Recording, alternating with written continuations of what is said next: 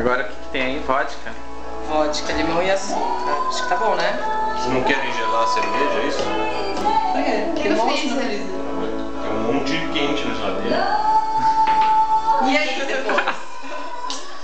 Aí depois tá pronta, caipirinha. Tem que mexer? Esse vídeo vai pro YouTube, tá? Só pra te... Se você não treinou antes... Ah, gente, ó, tá com uma cara de caipirinha. Tá parecendo abacate com limão. Só que é o seguinte, a minha caipirosca é coada, porque eu não gosto de pedacinho. Isso é mentira. Olha o tamanho do quadro. Para o quadro. Ah, já sei como o Fê faz aqui. Ele faz assim, ó.